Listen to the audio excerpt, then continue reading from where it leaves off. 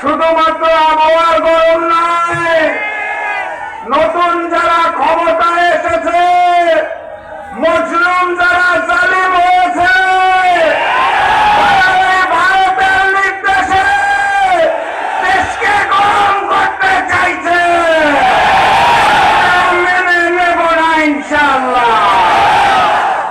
সংগ্রামী সাথী এবং বন্ধুগণ, আমাদের দেশটা বড় দুর্ভাগা। ৭১ সালে মুক্তিযুদ্ধ হয়ে যাওয়ার পর সংবিধান রচনা করা হলো। সে সময় যিনি রাষ্ট্রীয় ক্ষমতায় আসলেন শেখ মুজিবুর রহমান, উনি মুক্তিযুদ্ধের সময় বাংলাদেশে ছিল না, ছিল পাকিস্তানে। সংবিধান লেখার দায়িত্ব যিনি নিলেন ডক্টর কামাল হোসেন, উনিও যুদ্ধের সময় বাংলাদেশে ছিল না, ছিল পাকিস্তানে। যারা দেশ গঠনের দায়িত্ব নিলেন তৎকালীন আওয়ামী লীগের নেতারা, তারাও কেউ যুদ্ধে বাংলাদেশে ছিল না, বিলাসবহুল জীবনে ছিল হিন্দুস্তানে। তারপরে ২৪-এর গণ অভ্যুত্থানের পরে যিনি দায়িত্ব নিলেন তিনিও গণ অভ্যুত্থানের সময় বাংলাদেশে ছিলেন না, উনি ছিলেন প্যারিসে। ডাক্তার মোহাম্মদ ইউনূসের কথা বলছি। তারপর সকল রাজনৈতিক দলের সাথে আলোচনা করে যিনি জুলাই সনদ লেখার দায়িত্ব নিলেন ডক্টর আলী রিয়াজ, উনিও গণ অভ্যুত্থানের সময় বাংলাদেশে ছিল না, ছিল আমেরিকাতে। ভাগ্যের কি নির্মম পরিহাস!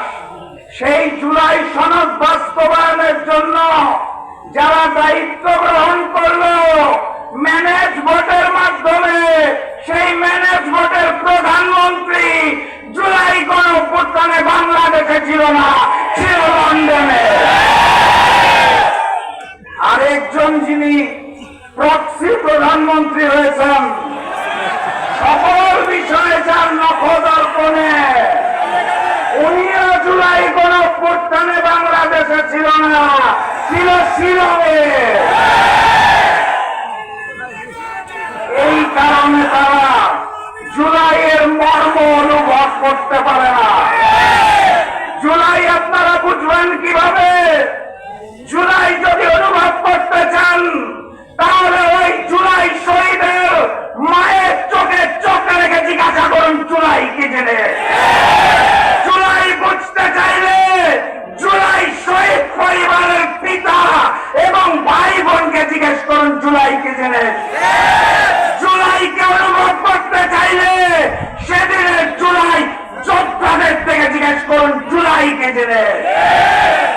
জুলাই আপনারা অনুভব করতে পারেন না, কারণ আপনারা জুলাই গণ অভ্যুত্থানের অংশ ছিলেন না। আপনারা লন্ডন শিলংয়ে বসে ভিডিও করে আন্দোলন দেখেছেন।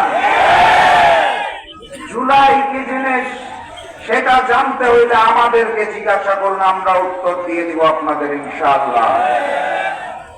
জুলাইয়ের শহীদের রক্ত পেরিয়ে ওই মসনদে বসে যদি মনে করে থাকেন ফ্যাসিস্ট শেখ হাসিনার রেখে যাওয়া অসমাপ্ত কাজ দিল্লির নির্দেশনায় পালন করবেন, আমরা সেটা মেনে নেব না ইনশাআল্লাহ। সংগ্রামী সাথী এবং বন্ধুগণ, জুলাই সনদ বাস্তবায়ন করতে হবে। কথা কি ঠিক না বেঠিক? ওনারা বলে নাকি অক্ষরে অক্ষরে পালন করবেন। কোন অক্ষর? কার অক্ষর? আমরা ওই হিন্দুস্তানের অক্ষর চিনি না, আমরা বিএনপি গুলশান অফিসের অক্ষর চিনি না। গণভোটের গণরায়ের অক্ষরে জুলাই সনদ বাস্তবায়ন করতে হবে।